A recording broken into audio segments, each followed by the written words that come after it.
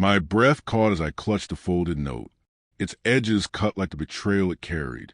These weren't just words. They were a spark ready to ignite everything. I'm Lucas Kane, and this is how I tore through the lies that bound my family.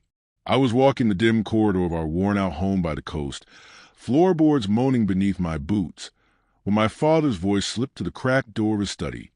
Calm, cold, final, like he was sentencing someone. Miles gets nothing. He's finished. Then came my mother's laugh, dry, brittle, like autumn leaves crushed underfoot.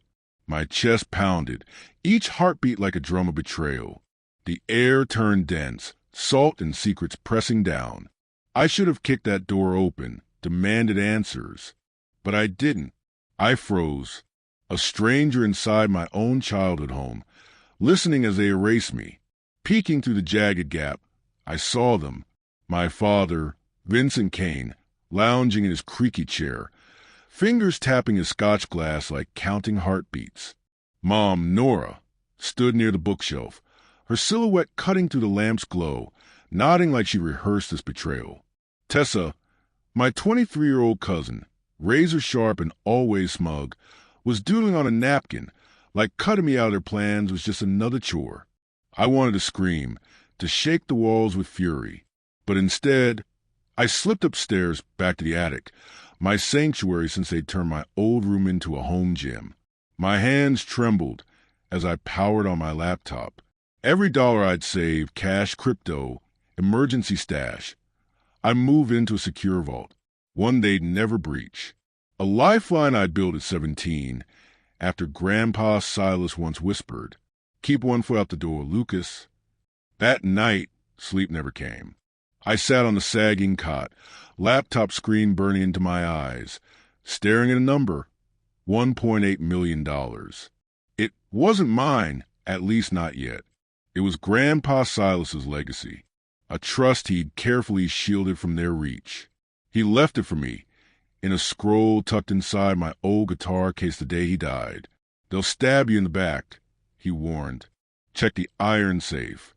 I thought I'd find a keepsake. Maybe his watch. But no, it was power. He'd given me 62% of the family's charter boat business, the prime waterfront lots, and a trust fund that made their schemes look petty. I wasn't their son anymore. I was their reckoning. The betrayal wasn't sudden. It had been simmering for years, in every cold glance, every dismissed idea. Last summer, the family newsletter titled Kane Clan Strong didn't even mention me. I'd spent the week fixing their dock, grilling fish, serving drinks. Mom just said, "Oh, Lucas, we must have taken the photo while you were out." Dad, always calculating, told me I was too impulsive for the business. Tessa, who I'd loaned money more than once to cover her bar tabs, started calling me Fixer with a smirk that stung. I was the one who sat beside Grandpa Silas during his heart failure, refilling his water, reading his worn sailing logs until my voice gave out. No thanks. No recognition. Just silence. Like I was something to wear down and throw away. The next morning, I walked into the dining room. The air smelled of bacon fat and self-satisfaction.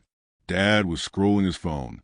Mom stirred her coffee with that hum she used when she thought she'd won. Tessa picked at her eggs, earbuds in. I spoke, calm, steady, unshakable. Dad didn't even glance up. "Not now, Lucas." I smiled, slow, sharp, and laid the envelope on the table. "Congratulations," I said. Mom's mug trembled. Dad snapped to attention. "What is this?" he growled. I unfolded the notarized will. Signed by Hazel, Grandpa's longtime friend, just days before he passed. "It's me," I said, "the one you tried to bury." Their faces went pale. The silence thickened. Mom's voice cracked. "This can't be legal." "It is," I replied, "and so is the investigation I opened last night. Their hidden accounts? Frozen. Fake contracts? Exposed." Tessa's earbuds slipped out. Dad leapt his feet, chair screeching, finger jabbing. "You're nothing without us." I stepped in, voice low and lethal. "No, you're nothing without me. I heard you last night. plotting to cut me out. But Grandpa saw through you. Vultures in press shirts. I turned to my mother. You laughed while they gutted me. Now you'll watch me reclaim everything.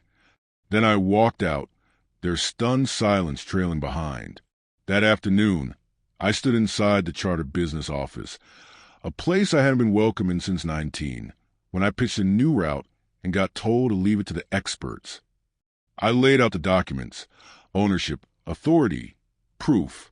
The partners stared, jaws slack. Dad's face drained, defeated. I wasn't just taking the reins. I was rewriting the tide. But the true storm, it hadn't even hit. That night, back in the attic's glow, I opened the iron safe, just like Grandpa had said. No diamonds, no cash, just a small recorder and a note. I pressed play and froze. Grandpa's voice, weak but razor sharp, had captured every word spoken around him in his final weeks. Dad promising to deal with me. Mom hinting they'd edit the will. Tessa giggling, saying I'd never see it coming. Then came the final blow. Dad's voice, crystal clear, admitting he paid off a notary to fake Grandpa's signature on a document meant to drain the trust. A crime, recorded, time-stamped, undeniable. I stared out at the boats rocking gently in the harbor, their lights blinking like dying embers of legacy once built on pride. Now just a name, tainted by greed.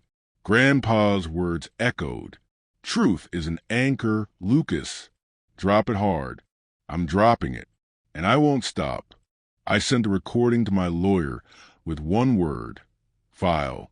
By morning, the company website showed my name, my photo, my promise. Honor sales straighter than lies. They didn't just lose me, they lost everything. So I ask you, what would you do if the people you loved tried to drown you? If all you had left were their lies? Would you let them sink you, or would you fight your way to the surface? Drop your thoughts below. Let's talk about what truth really costs. Subscribe if you're ready to face a storm with me. Thanks for watching.